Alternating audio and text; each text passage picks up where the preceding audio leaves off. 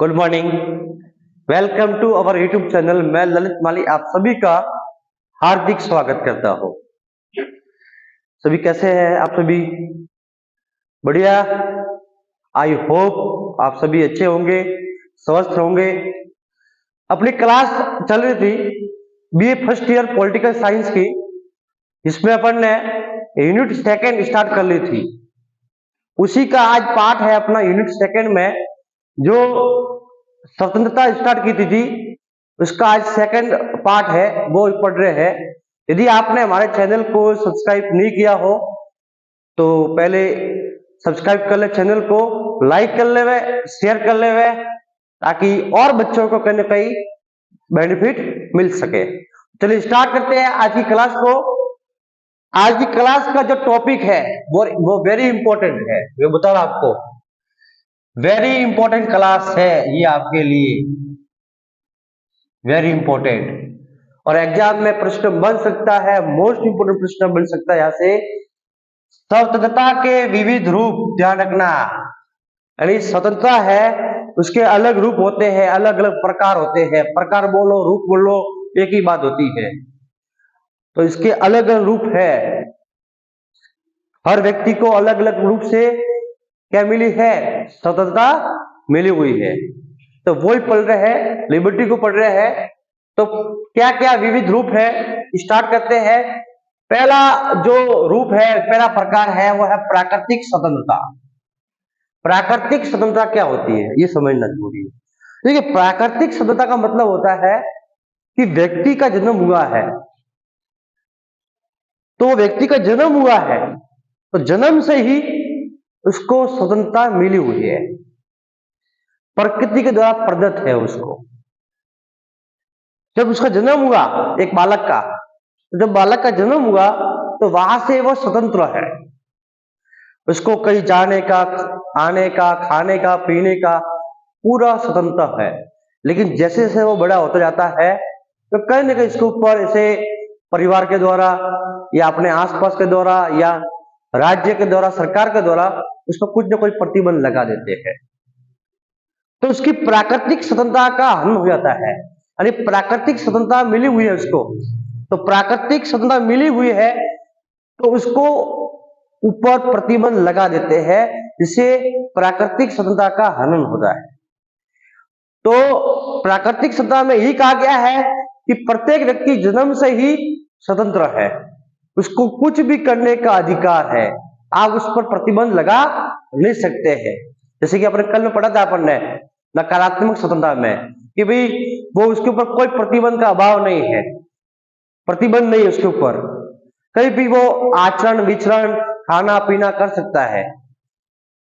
तो प्राकृतिक स्वतंत्रता वही कहती है कि भाई व्यक्ति जन्म से ही स्वतंत्र है, उसके ऊपर आप प्रतिबंध लगा नहीं सकते हैं। तो देखिए रूसो ने क्या कहा इस पर ही। रूसो प्राकृतिक स्वतंत्रता का समर्थक था और उसने क्या कहा है, मनुष्य स्वतंत्र उत्पन्न होता है, मनुष्य जन्म से ही स्वतंत्र पैदा होता है, किंतु सर्वत्र बंधनों में बंधा हुआ है। जब उसका जन्म होता है तब तक वो स्वतंत्र होता है, लेकिन धीरे धीरे बाद में उसके ऊपर प्रतिबंध लगा देते हैं, बंधनों में बन जाता है, जिससे उसकी प्राकृतिक क्षमता का हनन होता है। ये ध्यान रखना, ये है प्राकृतिक स्वतंत्रता। अगली है व्यक्तिगत स्वतंत्रता।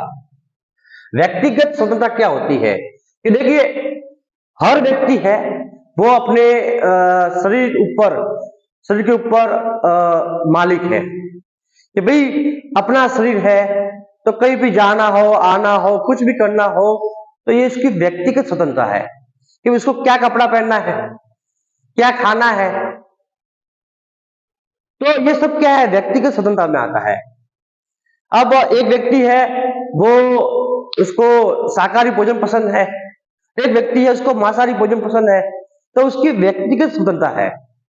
एक व्यक्ति है उसको साधारण कपड़े पहनना अच्छा लगता है, एक व्यक्ति है उसको स्टाइलिस्ट होते हैं, वो कपड़े अच्छे लगते हैं।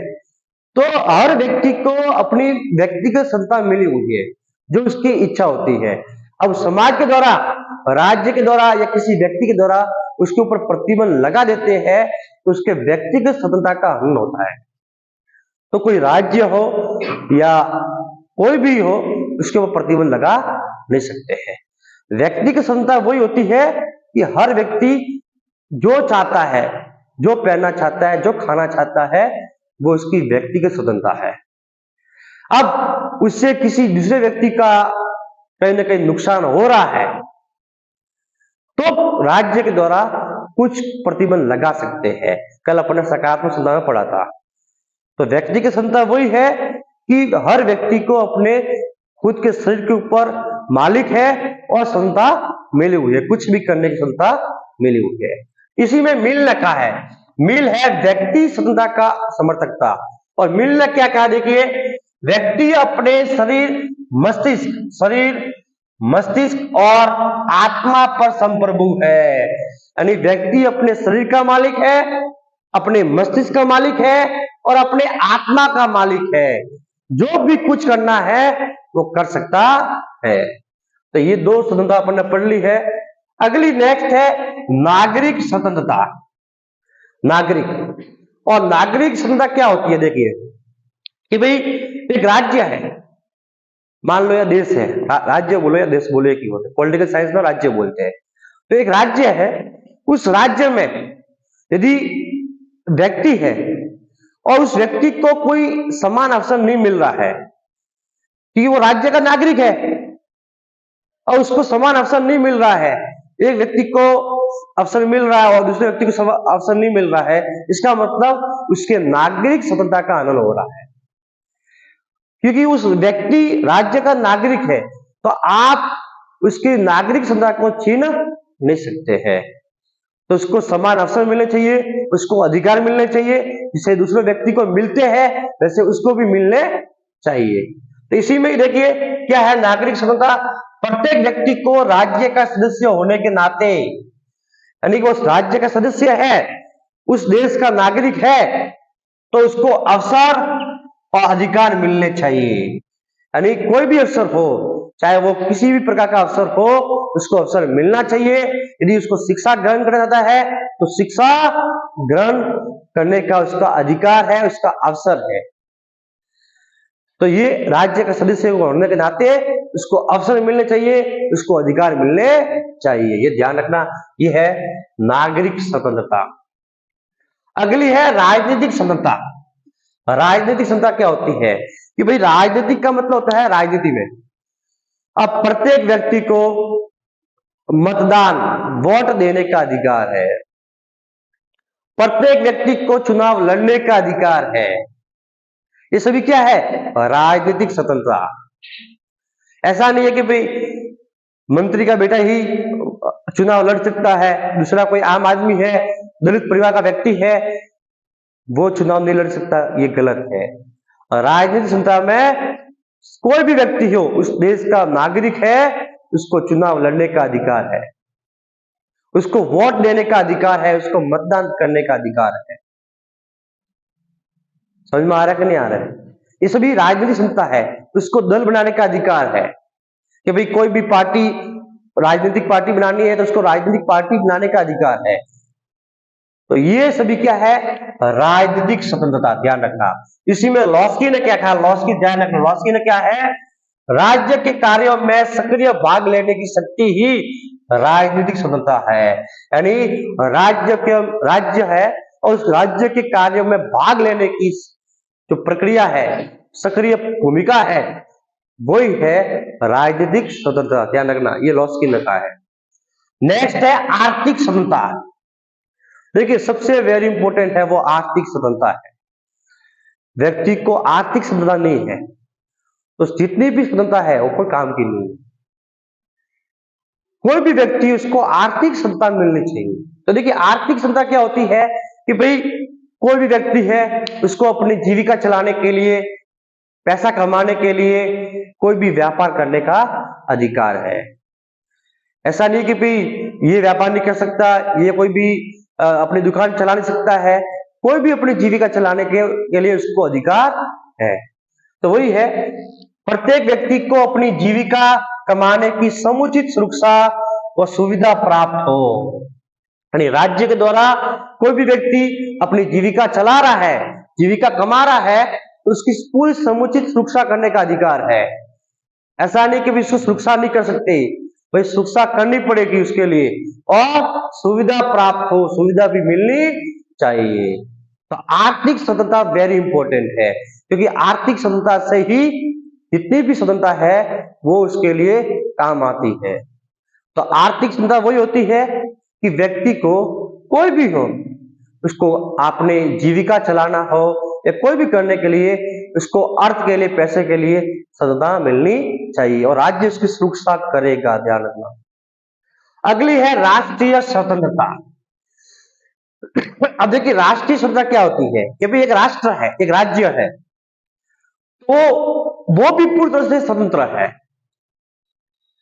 वो किसी राष्ट्र के अधीन नहीं है। जैसे कि भारत है, वो 1947 तक, आपको पता ही है, 1947 तक भारत क्या था? संप्रभुता नहीं था। भारत एक औपनिवेशिक शासन था ब्रिटेन का भारत पर।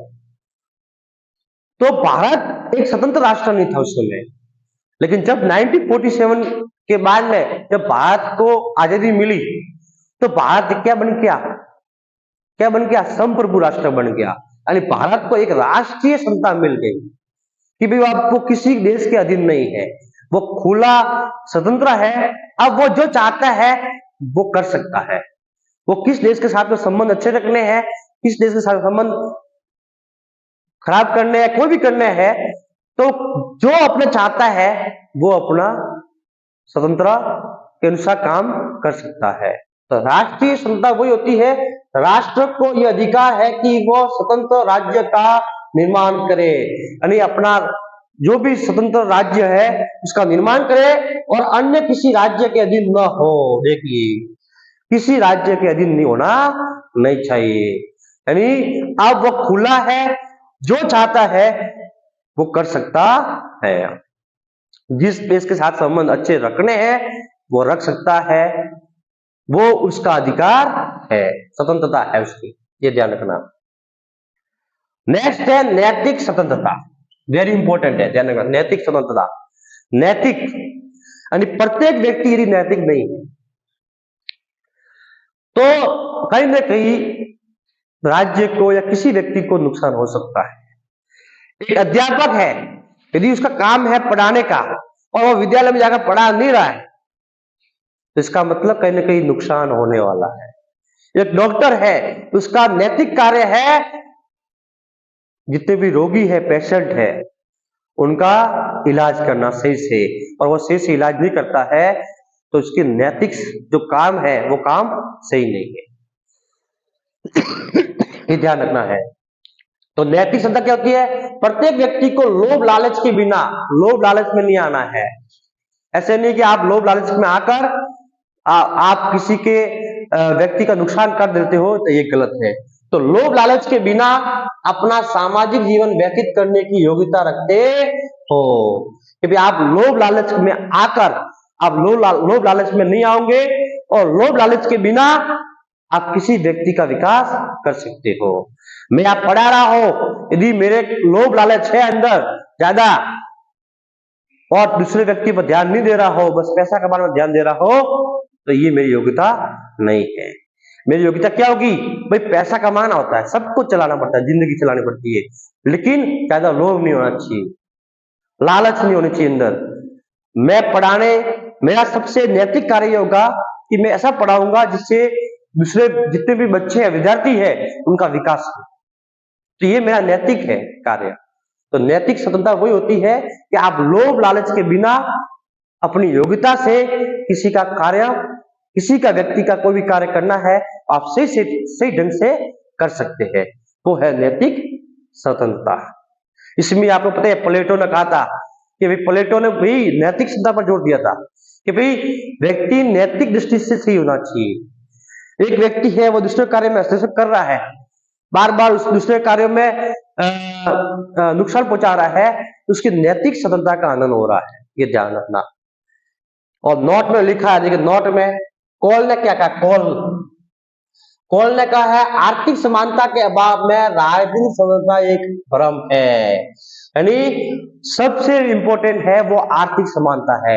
यदि आर्थिक समानता नहीं है तो आर्थिक समानता के अभाव में राजनीतिक स्वतंत्रता एक भ्रम है। यानी सभी व्यक्तियों को आर्थिक समानता मिलनी चाहिए। यदि आर्थिक समानता नहीं है तो इसको राजनीतिक क्षमता भी कोई काम की नहीं है। और इसी में लॉस्की ने कहा है आर्थिक समानता के बिना राजनीतिक क्षमता वास्तविक नहीं हो सकती। यदि आर्थिक समानता नहीं है तो राजनीतिक क्षमता कोई काम की नहीं है। इसलिए आर्थिक समानता स्वतंत्रता हो, राजनीतिक क्षमता हो, पूरी मिलनी चाहिए आपको। आर्थिक स्वतंत्रता वेरी इंपॉर्टेंट है। यदि ये है तो दूसरी जितनी क्षमता है वो काम की है। तो ये है स्वतंत्रता के विविध रूप या प्रकार, आपको समझने हैं तरीके से। वेरी इंपॉर्टेंट प्रश्न बन सकता है, बड़ा प्रश्न आ सकता है और आपको इसकी समझ विकसित करनी है। पॉलिटिकल साइंस को रटना नहीं है, पॉलिटिकल साइंस है उसकी समझ विकसित करो। जो शब्द है उस शब्द को समझो, ये क्या कह रहा है, आपको पूरी तरीके से समझ में आ जाएगी कि भाई प्राकृतिक क्षमता क्या होती है। तो मैंने अभी समझाया कि भाई जन्म से व्यक्ति है वो स्वतंत्र है और उसको कोई भी कार्य करने का अधिकार है या कोई भी जाने का आने का वो अधिकार है। तो ये प्राकृतिक है, यानी प्रकृति के द्वारा वो स्वतंत्र है। तो ऐसे आपको समझ विकसित करनी है। जो शब्द है उसकी समझ विकसित कर लोगे आप, पॉलिटिकल साइंस आपकी इजी हो जाएगी। बहुत अच्छी सब्जेक्ट है, बढ़िया अच्छी सब्जेक्ट है। सभी को हार्ड लगती है, हार्ड है, कोई हार्ड नहीं होता है। आप उस शब्द की समझ विकसित करो, आपको धीरे धीरे पॉलिटिकल साइंस बहुत अच्छी लगेगी और आपके लिए फेवरेट सब्जेक्ट बनेगी। यदि आपको समझ में आ रहा है तो आपको चैनल को सब्सक्राइब करना है, लाइक करना है, शेयर करना है। आगे जो इसका बाकी रहा है वो नेक्स्ट वीडियो में देखते हैं। अब देखिए नेक्स्ट क्लास में स्वतंत्रता के प्रमुख लक्षण है। प्रमुख लक्षण क्या होते हैं कि भाई स्वतंत्रता है उसके प्रमुख लक्षण कौन कौन से हैं। तो एग्जाम में पूछ सकते हैं, लक्षण आपको बहुत जरूरी है, इससे ही व्यक्ति का विकास होता है। देखिए पहला है आदर्श कानून। यदि राज्य में आदर्श कानून नहीं है कि भाई ऐसे कानून होने चाहिए जिससे उसकी प्रशंसा हो, उससे लोग सीखे, उससे व्यक्ति का विकास हो, तो वो है आदर्श कानून, जिससे व्यक्ति के स्वतंत्रता में आनंद न हो। ऐसे कानून बनाए राज्य जिससे व्यक्ति का कहीं न कहीं नुकसान नहीं हो सके, व्यक्ति की जो स्वतंत्रता मिली हुई है उसका आनंद न हो, तो वो होते हैं आदर्श कानून, ध्यान रखना। सेकंड है लोकतंत्रीय शासन, कि भाई व्यक्ति को सही स्वतंत्रता कहां मिल सकती है, जहां पर लोकतंत्र है, जहां पर डेमोक्रेसी है। और डेमोक्रेसी में ही व्यक्ति की जो स्वतंत्रता मिली हुई है उसका आनंद नहीं हो सकता। आप देखो राजतंत्र हो या कहीं भी हो, वहां पर व्यक्ति को खुली आजादी मिलती नहीं है। तो लोकतंत्र शासन में ही ये संभव है। नेक्स्ट है मौलिक अधिकार। यदि व्यक्ति के मौलिक अधिकार नहीं है, फंडामेंटल राइट्स उनको नहीं मिले हुए हैं, मूल अधिकार नहीं मिले हुए हैं, तो व्यक्ति का विकास नहीं हो सकता। तो व्यक्ति के विकास में आपको मूल अधिकार मिलने चाहिए। पता ही आपको भारतीय संविधान में मूल अधिकार दिए हुए हैं और उसी मूल अधिकार में एक मूल अधिकार दिया हुआ है, वो कौन सा है, स्वतंत्रता का अधिकार। तो ये है व्यक्ति का विकास। अगला है स्वतंत्र न्यायालय। यदि न्यायपालिका स्वतंत्र नहीं है तो व्यक्ति का विकास नहीं हो सकता। व्यक्ति को कोई ना कोई सुनवाई करनी है, व्यक्ति का कहीं ना कहीं नुकसान हो रहा है तो उसको सही न्याय मिलना चाहिए, तो वो कहा जाएगा न्यायालय में। और न्यायालय किसी के बंधन में बंधा हुआ नहीं है, वो संविधान के अनुसार चलेगा। तो स्वतंत्र न्यायालय है तो वहां पर व्यक्ति को सही सुनवाई मिल सकती है। आर्थिक न्याय, मैंने बताया था आपको, यदि आर्थिक न्याय नहीं है, व्यक्ति को आर्थिक स्वतंत्रता नहीं मिली हुई है, तो दूसरी स्वतंत्रता है वो काम की नहीं है। तो व्यक्ति को आर्थिक न्याय मिलना चाहिए, ये आपको बहुत जरूरी है। नेक्स्ट है स्वतंत्र प्रेस। प्रेस क्या होती है, कोई भी छापना, अखबार वगैरह है, न्यूज़पेपर है, मीडिया है। तो यदि मीडिया है वो स्वतंत्र नहीं है, वो कोई भी सरकार के खिलाफ, सरकार कोई काम गलत कर रहा है और सरकार कोई गलत काम कर रही है और उसके खिलाफ कोई छाप नहीं सकता है, तो वहां पर व्यक्ति का विकास नहीं होगा। तो स्वतंत्र प्रेस है तो इससे व्यक्ति का विकास हो सकता है। और स्थानीय स्वशासन विकेंद्रीकरण, आपको पता ही है कि भाई स्थानीय स्वशासन नहीं है, ठीक है ना, ग्राम पंचायत है, नगर पालिका है, नगर निगम है, ये सभी स्थानीय स्वशासन नहीं है तो वहां पर भी व्यक्ति का विकास नहीं हो सकता। तो स्थानीय स्वशासन होना चाहिए। महात्मा गांधी ने इस पर जोर दिया था कि भाई स्थानीय स्वशासन, और भारत में आपको पता ही है स्थानीय स्वशासन मौजूद है, इसलिए व्यक्ति का विकास होता है। और नेक्स्ट है सतत जागरूकता, कि भाई जनता में जागरूकता नहीं है, तो जनता में क्या होना चाहिए, जागरूकता। यदि जनता पब्लिक जागरूक है तो जनता का कोई नुकसान कोई कर सकता नहीं है। सरकार को कहीं न कहीं ऐसे फैसले लेने पड़ेंगे जनता के विकास के लिए जिससे कहीं न कहीं सरकार को नुकसान न हो। तो जनता जितनी जागरूक होगी, लोग जितने जानेंगे कि अपने मूल अधिकार क्या है, मूल अधिकार क्या है, क्या उनको कर्तव्य क्या है, यदि लोगों को पता नहीं होगा तो कहीं न कहीं लोगों का विकास नहीं होता। तो पब्लिक को जागरूक करना पड़ेगा, उनमें अवेयरनेस लाना पड़ेगा, और अवेयरनेस के लिए क्या करना पड़ेगा, उनके लिए शिक्षा बहुत जरूरी है। यदि लोग शिक्षित होंगे तो उनको पता होगा कि क्या अपने अधिकार है। तो जहां तक जनता जागरूक होगी तो कोई भी यदि राजनेता है, नेता है, तो उनका कोई ना कोई नुकसान नहीं कर सकता है। तो बिना लोभ लालच में आकर यदि जनता जागरूक है तो वहां पर व्यक्ति को सही स्वतंत्रता मिल सकती है। तो ये ध्यान रखना है। स्वतंत्रता के प्रमुख लक्षण क्या है मैंने आपको समझाया है, बहुत तरीके से समझाया है, और ये बहुत आपको समझने की जरूरत है। समझ विकसित कीजिए शब्द की, बहुत आपको पॉलिटिकल साइंस इजी लगेगी। और आगे अपन ऐसे ही क्लास लेते आएंगे। कल से अपन पढ़ेंगे समानता। आज अपना जो टॉपिक था स्वतंत्रता ये कंप्लीट हो गया है, कल से समानता पढ़ेंगे। और आपको समझ में आ रहा है तो लाइक, सब्सक्राइब, शेयर जरूर करें। Thank you.